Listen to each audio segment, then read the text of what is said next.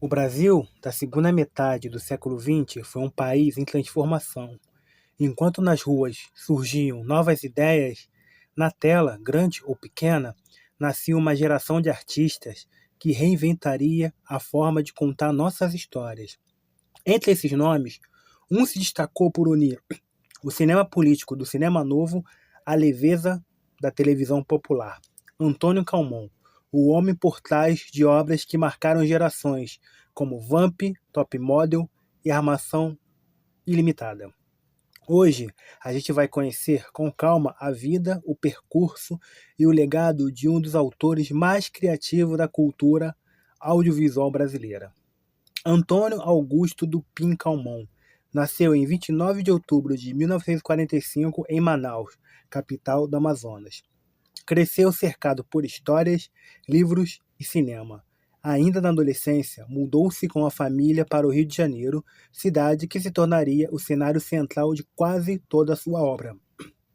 Em 1964, Calmon ingressou na PUC-Rio para cursar Sociologia e Política, mas aquele também era o ano do golpe militar, um tempo de rupturas e censura que mudaria a vida de toda uma geração.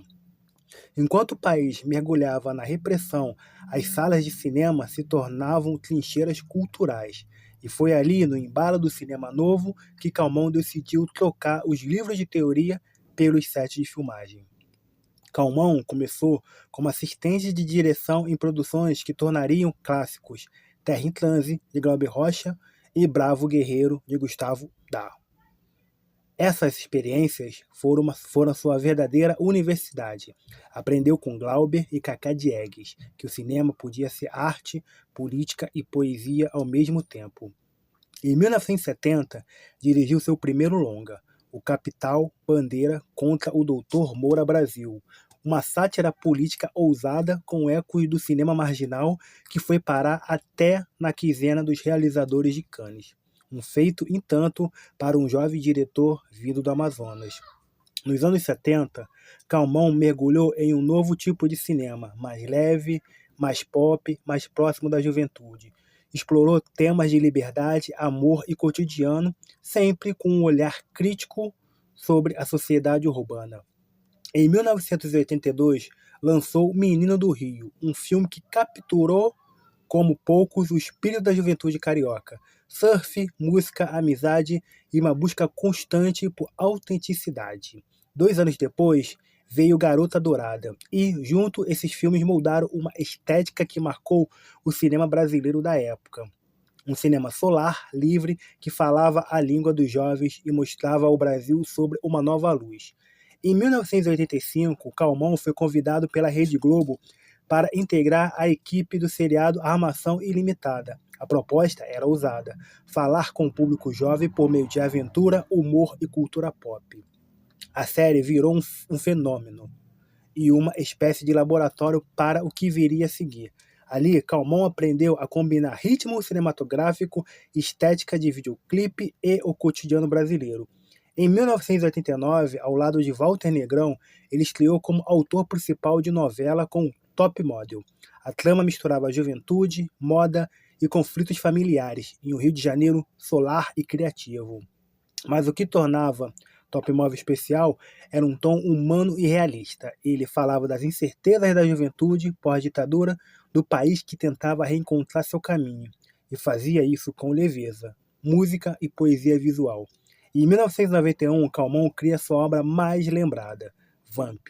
A novela combinava terror, humor e rock and roll, e se tornaria um marco da cultura pop brasileira. Natasha, cantora vampira vivida por Cláudio Hanna, e Vlad, roqueiro imortal, de Nela Torraca, conquistaram o público. Mas Vamp era muito mais do que uma comédia gótica. Era uma metáfora sobre a sociedade do espetáculo, o consumo e a fama, temas que continuariam atuais décadas depois. Nos anos seguintes, Calmon seguiu explorando o sobrenatural e o comportamento humano em tramas como Ouro por Olho, Cara e Coroa e Corpo Dourado, todas com uma marca registrada, personagens jovens, inquietos entre o sonho e o desencanto. Já nos anos 2000, Calmon levou sua linguagem para outros temas. Em Um Anjo Caiu do Céu, falou sobre espiritualidade e redenção. Com O Beijo do Vampiro, revisitou o universo gótico, desta vez com toques de humor e fantasia para toda a família.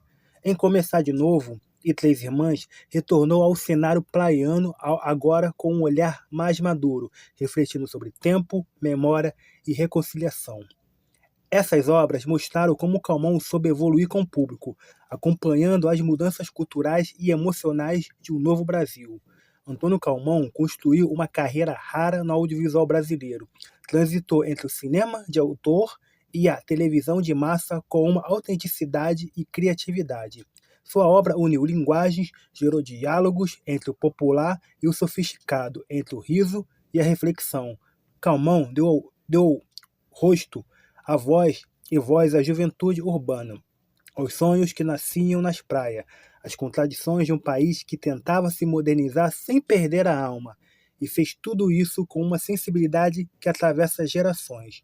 A vida e a obra de Antônio Calmon são um retrato da própria história do Brasil contemporâneo, um país que aprendeu a se ver nas telas, a rir de si, a se reconhecer nas novelas e transformar drama em poesia. De Menino do Rio a Vamp, Calmon mostrou que a cultura popular pode ser arte, que entretenimento pode ser pensamento e que contar história é também uma forma de compreender quem somos. Num tempo em que a pressa e o esquecimento tentam dominar a cultura, revisitar o legado de Antônio Calmon é lembrar que a arte, quando feita com alma, atravessa o tempo e segue ensinando, inspirando e transformando. Porque o Brasil, em cada geração, sempre vai precisar de quem conte suas histórias com coração e coragem.